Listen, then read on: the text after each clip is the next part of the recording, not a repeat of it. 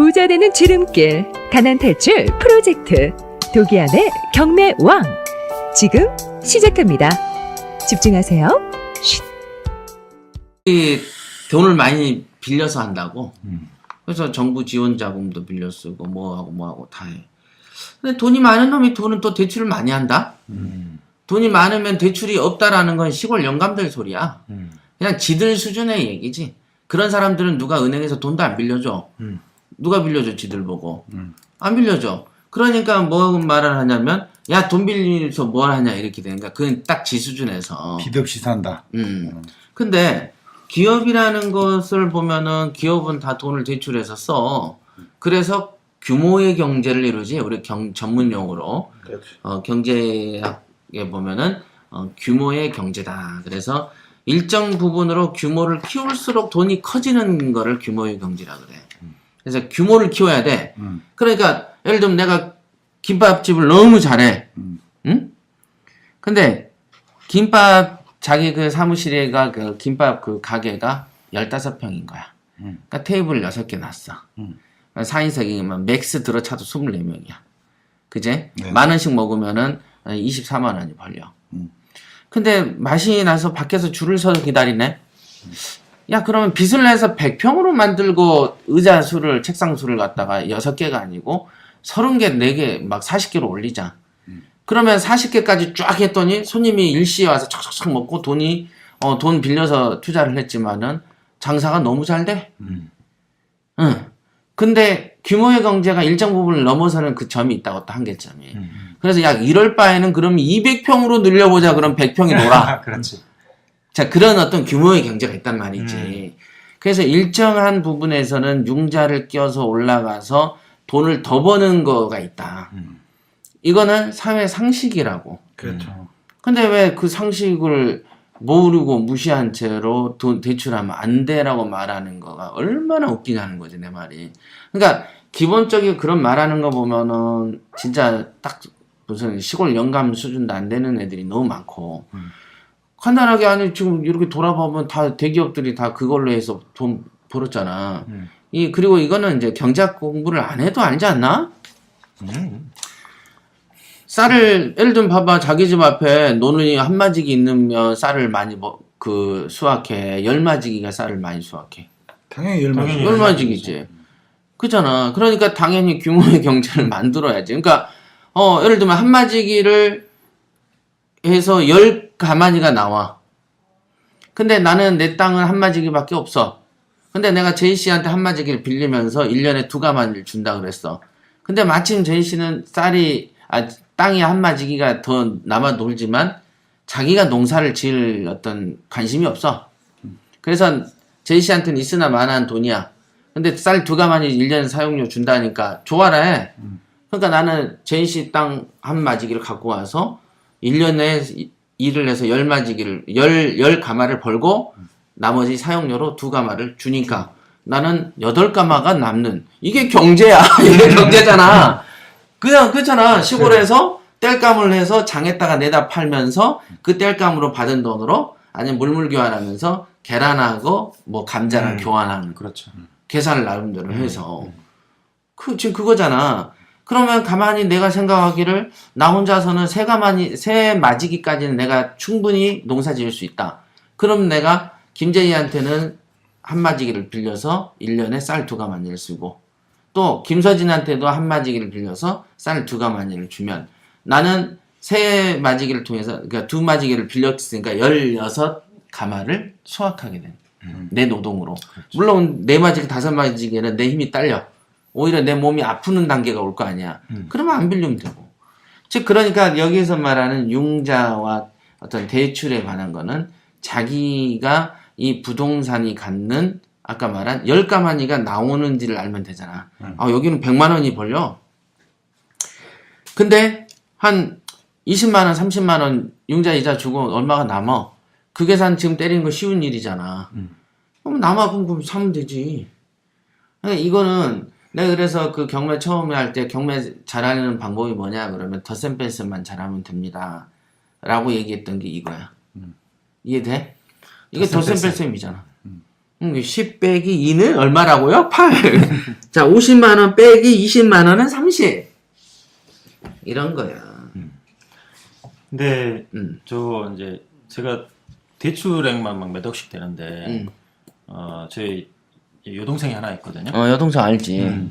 여동생이 묻더라고요. 그 응. 경매를 했을 때 돈이 어디서 나서 했냐. 근데 동생도 이제 그 땅에서 팠다 그래. 원리를 잘 모르니까 감자 캐드식 했다고 그래. 당연히 그래서 대출이 몇 억씩 된다. 어. 지금 현재 토탈 돼 있는 게 지금 굉장히 많다. 그랬더니 걱정스러운 표정으로 절대 부모님한테는 얘기하지 마라. 쓰러지겠다. 그래? 네. 걱정을 해 이제 그거 가지고. 그렇죠. 그걸로 걱정을 하는 거예요. 아들이 하긴 하는데 야 저게 귀 좀 파지 마. 왜 남의 책상에서 자꾸 귀 파고 코 파고 둘이서 뭐 하는 거야? 저 아니에요. 아까 귀 팠잖아. 그래서 아니 집에서 파고 와. 왜 남의 사무실에서 그래? 그냥 가야지. 근데 그게 이제 부모님이 안타깝지만 부자가 아니라서 그렇지. 그냥 대다수의- 부모님이 그런 사업 같은 거 안 해봤지. 사업을 아니, 하셨죠. 사업을 했는데 몰라? 근데 합작으로 해가지고 이제 합작? 망하게. 네, 하셨는데 예. 아니 근데 대다수의 부모님들이 그런다니까. 대출을 모르고 사셨어요. 그래? 자식이 빚이 있다고 하면 그 일단 걱정부터 어떻게 저게 굴러가는가를 보는 사람은 부자 아빠지만 대다수의 가난한 아빠들은 저걸 보고 어이구, 걱정을 해버려. 그 자체만 가지고. 그렇죠. 걱정이 되면 돈을 주면 되잖아. 저는 이제 줄 돈은 없고. 생활비로 이제 드리니까 경매 잘했나 보다 이 정도 해서 이제 지지해 주시는 편인데 대출이 얼마 껴있다는 걸 좀 모르세요? 주소 좀 불러봐. 내용 증명으로 보내주게. 김선신의 현황. 여기 녹음 파일 전송해줘. 그래서 그 마인드가 저 어르신들은 잘 안 바뀌시는 것 같아요. 그게 왜 그럴까, 진짜. 그러니까 우리 사회가 그 경제 교육이 왜 이게 경제 교육이 부재해서 그래. 지금 사실 뭐 국정교과서 어쩌고 저쩌고 막 하지만 교과서 좀 책 좀 바꾼다고 사람 안 바뀌어. 지금 이거 가지고 되게 막 난리치잖아, 서로. 잘 안 바뀌어. 그리고 애초에 국사 별로 관심 없어, 우리나라 사람들. 관심, 솔직히 말해줄까? 관심 없어. 근데 그게 무슨 뭐 관심 갖고 사는 적 있어? 없지? 없잖아. 김자진이 몇 살에 사망했어? 모르잖아.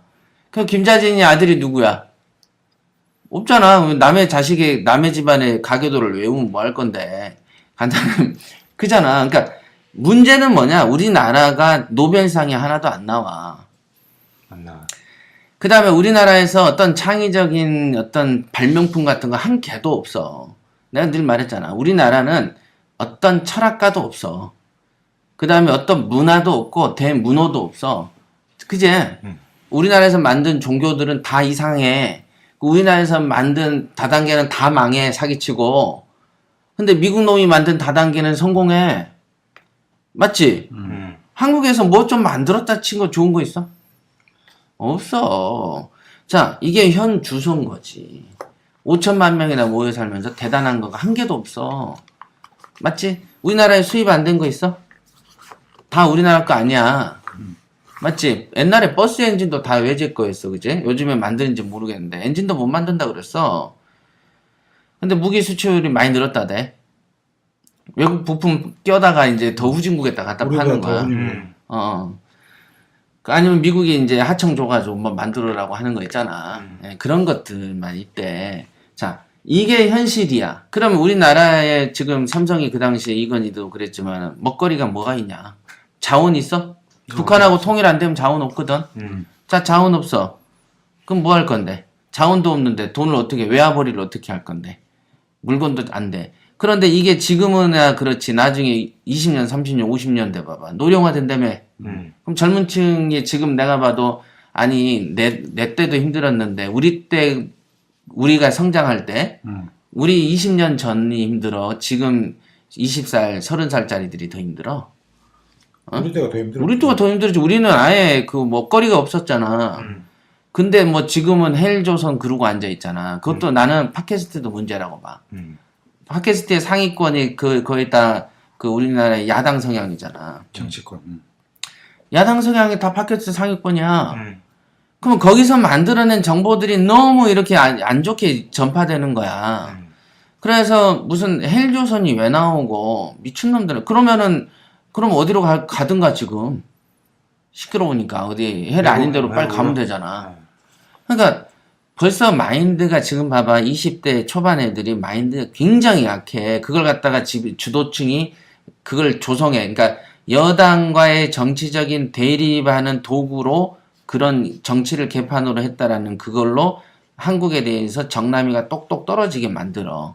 그 다음에 원인을 우리 때는 그랬잖아. 역전의 용산이 뭐 이겨냈다. 해외 어쩌 이런 어떤 에너지를 많이 줬어.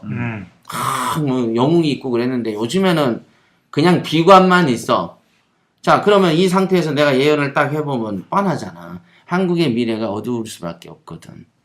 그러면 이걸 우리가 밝게 이렇게 가져야 되잖아. 그치? 에너지를 주입할 수 있어야 되거든, 이게. 무슨 말인지 알겠어? 그러니까 각자 일이 되게 바빠. 에너지를 주입하는데 이렇게 가짜로 이렇게 잘못된 정보들을 재생산해서 뿌리는 거에 대해서 딱 막아주는 그런 게 있어야 된다니까? 지금 팟캐스트에서 막 이렇게 나라가 어둡네, 어쩌네, 저쩌네 막 이런 거 퍼뜨리고, 뭐가 어둡다는 거야? 어두웠어? 서진이는 몇 년 전보다 사업하면서 더 밝아졌지? 네. 여기는 더 밝아졌지? 원래 말고 지금 정도면 빙판길을 달려야 되는 상황인데, 지금. 옛날에 정말로 나아졌잖아. 다 나아졌잖아. 뭐가 문제야? 그지. 그리고 아니 정치적으로 따져도 군부 독재 진짜로 서슬퍼런 시대에도 다 살았어. 우리가 그러고 고등학교를 다녔잖아. 그렇지. 우리 때는 맨날 검문 받았어. 지금 봐봐. 지금은 솔직히 그런 건 없잖아. 옛날처럼 말 잘못하면 택시기사가 친구해서 잡혀가고 뭐 이런 건 없잖아. 옛날에는 말 조심하라고 그랬었어. 뭐 그런 게 많았었는데. 밀고 한다고 그러고 막. 우리 때도 그런 게 심했어. 그만큼 고생들 했으니까 민주화가 많이 된 거고. 솔직히 먹고 사는 것도 지금 뭐 솔직히 밥을 끼니를 굶어가는 그치. 옛날에 우리 많아 있어, 도시락 싸면은 우리나라에. 안 싸운 애들 많았어. 오히려 요즘에는 남겨서 쌀이 버리잖아, 남아. 또. 남지. 우리 아산에 영인면이잖아. 어. 그 앞에 프랑카드가 있어. 북한으로 이렇게 써져 있어. 구호가 서울로 가자. 농민들이 구호가 있어. 아마 최근에 농민들 시위가 있었을걸? 있었죠. 그게 왜 그랬냐면은 쌀이 너무 풍년이래. 그래서 100만 석을 사줘라. 그 다음에 100만 톤을 사고 정보미로. 30만 톤을 북한에 쌀 보내기 운동을 하자. 이거 우리가 집단행동 해야 된다라고 막 농사꾼들이 써놨어. 난 그때 처음 알았어. 이게 왜 그러냐면 정부가 쌀을 사야 되거든? 그러지. 그래야지 쌀이 어떤 가격을 유지해. 풍년이든 흉년이든. 그렇죠. 근데 정부가 안 사주니까 이제 데모를 하는데. 그러니까 단지 사서 쟁여놔라고 하면은 설득력이 떨어지니까 농민들도 30만 톤은 북한 보내기 해라. 이렇게 이제 제안을 하는 거야. 지금 그런 상황이야. 그래서 보면은 뭐 수학도 잘 돼, 뭣도 잘 돼, 다 잘 되는데 지금 보면은 우리가 실제로 지금 먹고 사는 것도 보면 10년 전보다 지금이 잘 살아.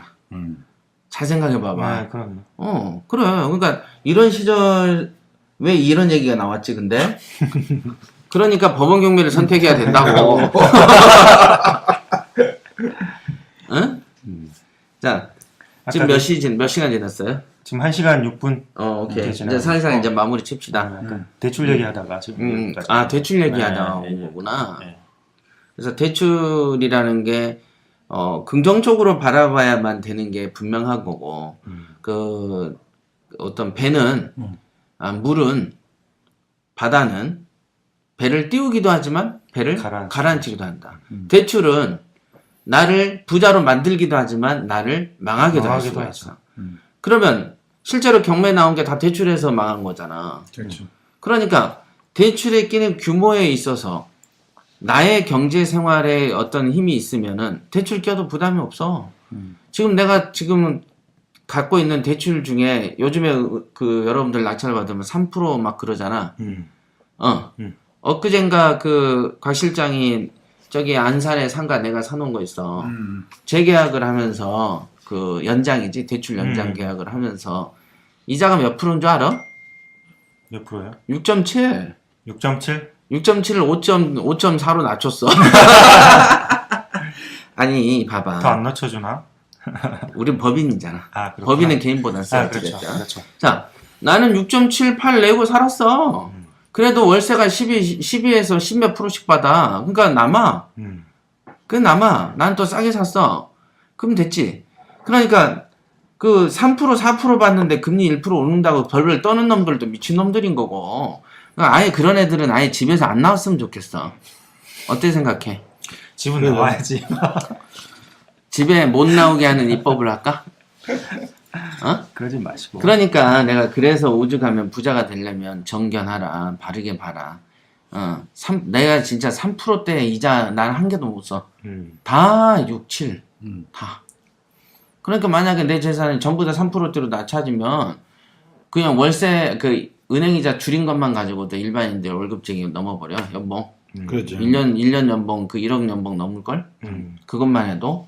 그러니까 엄청난다고. 그러니까 그래도 끄떡 안 하잖아. 그건 뭐냐? 내가 그랬잖아. 경매를 개수를 뛰기를 많이 하려면 자기의 본업에 더 열심히 해야 돼.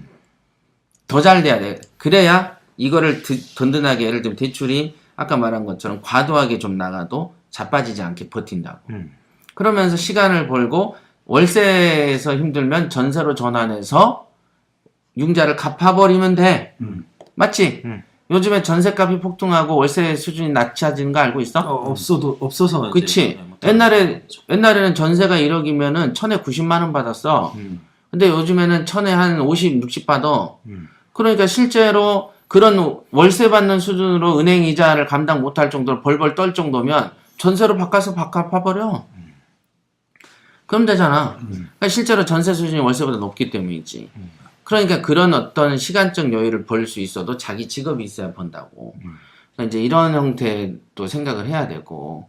어찌됐든 정리를 합시다. 자, 법원 경매를 선택해야만 하는 이유는 여러 가지 것들이 있습니다만은, 아까 예를 든 것처럼, 거대한 동굴이 부동산이라는 동굴이 있다. 그럼 왜 부동산을 선택해야 되느냐? 사회의 지도층과 우리 사회의 어떤 주류층, 그죠? 그 다음에 미국의 주류층. 이런 거, 또 서구 유럽의 주류층을 보면 다 부동산이다. 그럼 그 부동산이 하니까 우리도 부동산 하자라는 것까지 동의를 했고, 그럼 부동산 중에 어떤 걸 할래? 그랬더니 작은 동굴이 있는데 그게, 그 차감되는 동굴이다. 도매시장이다. 그래서 이왕이면은 부동산 동굴에 들어갔더니 좀 싼 데 가면 좋은 거 아니야. 돈 없는데. 그러니까 싼 데로 가. 돈이 있으면 큰 거 가고, 큰 기업이 법원 경매 안 하잖아. 재개발 같은 거 하지. 걔네는 또 재개발 시장 자체도 사실은 도매시장이라고 그랬잖아. 자기들이 조성한 도매시장이지. 시세보다 낮게 사버리니까. 이제 그런 형태다. 그래서 소시민들은 경매시장에 올 수밖에 없다. 왜? 도매시장이니까. 근데 여기에 마침 왔는데 대출이랑 훌륭한 것도 있어서 내가 적은 돈을 들고 있어도 어떤 큰 돈을 한번 굴릴 수 있게끔 되더라. 그러면 그 대출에 대해서 걱정은요. 그 기업의 규모의 경제를 이뤄서 대출을 해서 돈을 버는 경지가 있고 무너지는 경지가 있는데 그거를 스스로 파악해라. 그게 파악이 어려워. 자기 직업의 수입하고 비교하면 되지. 내가 그랬잖아. 덧셈과 더하기 빼기만. 덧셈 뺄셈만 잘하면 된다. 그제? 요즘은 곱셈까지도 필요 없어. 근데 이제 대부분 보면은 뭐 안 된 말이지만은 우리 그 통계에 그런 게 있잖아. 그 학력의 차에 따라서 수익도 차이 나는 거 알고 있지? 그게 있어. 어떤 남녀 간의 어떤 그 성적인 부분에 있어서도 그런데 어떤 그 지식층으로 올라갈수록 다양한 체의를 구사한다네. 근데 이제 낮을수록 한 가지 체의를 고집을 한다. 갑자기 19금으로 바뀌었어. 한 가지? 반대가 아니고? 그러니까 이제 단조로워진다는 거지. 그런데 그게 지금 실제로 그래. 그래서 이제 가끔 보면은 그 성범죄 나올 때 뭐 쓰리썸하고 뭐 이런 얘기들도 나오면 그게 다 지식층이 나와. 그래서 어떤 그 쾌락도 그거에 만족을 못하니까 막 주사 맞고 막 하고 그러잖아. 그러잖아. 그런 경우도 다 보면은 다 있는 애들이야. 그러니까 이제 결국은 이제 이거는 굳이 이 예랑은 맞지 않을 수는 있지만은 일단은 새로운 도전을 하는 데 있어서 일종의 저항력층이 갖는 어떤 단조로운 편견들이 있다라는 거지. 그다음에 재산이 적은 사람들이 갖는 이 시야가 좁다 보니까 우리가 그 후레쉬 같은 경우를 안개 끼거나 어떤 밤에 보면은 후레쉬 약한 거는 요 앞에만 비추잖아. 후레쉬 센 거 두면 어떻게 돼? 막 멀리 비추잖아. 그러니까 이 시야가 좁은 거야. 그러니까 안 보이니까 당연히 어둡다고 하지. 안 보이니까 어둡다 망한다 하는 거고. 이렇게 길게 보면은 보이는데 그런 거죠. 자 정리를 마지막은 19금으로 살짝 정리를 해줬습니다. 자 서진이 한마디. 오늘 이제 법원 경매 선택해야만 하는 이유에 대해서 이제 말씀드렸습니다. 굉장히 공부하기 쉽고 공부가 쉽다. 네, 쉽고 또 직장인들한테는 현금을 모아서 부자가 될 수 없는 거 잘들 아시죠. 그래서 주류층들이 우리나라 그 하는 거를 잘 보십시오. 그리고 널뛰기 장세가 있으면 안 된다. 그렇죠. 안정적이어야 되겠죠. 그래서 원금 보장이 된다는 거. 그리고 마녀도 지분이 있어. 그렇죠. 부의 속도가 빠르다는 거. 가장 기본적인 어떤 파이프라인인데 자동화 시스템이죠. 월세가 꼬박꼬박 나온다는 거. 네, 그리고 얘를 이제 잘 팔았을 때 또 시세 차익으로 4차원의 어떤 그 이득을 볼 수 있다라는 것들. 뭐 이런 것들을 생각을 하시면 될 것 같고요. 정리를 많이 잘했네. 다 잊어버리더라도 주식은 이제 연기처럼 사라지지만 또 건물은 남잖아요. 그렇지. 이런 거는 이제 다 공부를 하고 또 잘 골랐을 때를 전제로 하는 얘기고요. 또 본업을 반드시 잘 꾸려가면서 쓰러지지 않게 하는 것도 굉장히 중요하다. 이렇게 이제 저희가 포인트로 말씀드렸습니다. 이야기 종합해서 다 해버렸는데. 저희 씨도 한마디. 여러분의 현재 주머니에 돈이 얼마나 있으십니까? 그 돈을 키우고 싶지 않으신가요? 그러면 레버리지 효과를, 지렛대 효과라고 하죠. 그거를 확실하게 할 수 있는, 지렛대 효과를 확실하게 할 수 있는 거는 지구상의 법원 경매밖에 없습니다. 그렇죠. 근데 그게 배우기 어렵냐? 아닙니다. 아무나 저희 하는 협회에 거죠. 오시면 굉장히 쉽습니다. 다른 데 가면 어려워요. 저한테 오셔야 쉽습니다. 여러분의 돈을 튀길 수 있는 법원 경매 쉽게 배우실 수 있으니까 언제든지 제 협회 문을 두드려 주십시오. 오케이. 그러니까 아까 그 어떤 기사를 봤는데 나는 이제 기사를 보면은 댓글 후기를 봐. 근데 이제 후기가 있는 게 있었어. 일본 부동산이 그 오늘 뭐 집단 대출이 어쩌고저쩌고 하면서 한국이 또 부동산이 어쩌고저쩌고 하잖아. 그러니까 나는 그런 사람들 얼굴하고 직업을 좀 봤으면 좋겠는데 이제 어찌됐든 그 댓글에 이런 말이 있어. 일본 부동산 떨어지듯이 한국도 뚝뚝 떨어질 거야 이렇게 하니까 자기가 일본에서 체험담을 얘기하면서 일본에서 있었을 때 잠시 머물렀던 민박집 같은 게 있대. 근데 그 아주머니는 자기 있는 전 재산으로 집을 10채를 샀다네. 그래가지고 그 당시에 자기가 머무를 때도 바로 안내해서 이 집에 들어가서 머물러요 라고 했대. 그러면서 그 당시 물어보기를 그러면 다른 집은 비었나요? 그러니까 한 50%는 비어요 그러더래. 근데 최근에도 일본으로 전화를 했더니 50%가 더 비면 있대. 그러면서 언제든지 부담 없이 놀러 와요 하면서 아주 밝게 웃으면서 편하게 생활을 하는 사람을 봤다. 그러니까 집이 비었냐 안 비었냐가 중요한 게 아니고 그 물건에 대해서 가지고 있는 사람의 개인 생각이 다른 거다. 그런 거죠. 그러니까 민박집을 집이 비었으면 그게 그 운명의 불행을 말하는 거냐. 그게 아니거든. 우리나라에 뭐 수도권에 빈집은 없지만. 그러니까 그런데 이 사람들이 생각하는 건 그 공포를 과대 포장하는 사람들이 되게 많은데 이렇게 일본에는 뭐 반씩 비워도 없는 놈보단 낫잖아. 월세 돌리잖아. 그래서 그 다음에 이렇게 사람들 민박 투숙하고 우리나라도 그 시골의 펜션들이 보면은 성수기 빼놓고 비수기에는 많이 비죠. 그러니까 이제 이런 류의 어떤 그 펜션을 이렇게 딱 시골에 지어야 펜션이 맛이냐. 그게 아니잖아. 예를 들면 제이 씨가 광주에 집을 20개 사나. 그래 놓고 새 돌리다가 또 빈집이 있으면 또 깔새로 돌리거나 손님 접대받고 이런 거지. 접대용으로 잠깐 들어가 자라고 하고. 그러니까 그런 식도 괜찮다. 어찌됐든 없는 놈보단 낫잖아. 그렇죠. 그래서 부동산을 바라보는 어떤 긍정적인 시각으로 봐야 된다라고 생각을 합니다. 네. 자, 오늘은 경매 초보 가이드 뭐죠? 법원 경매를 선택해야만 하는 이유. 이유. 네.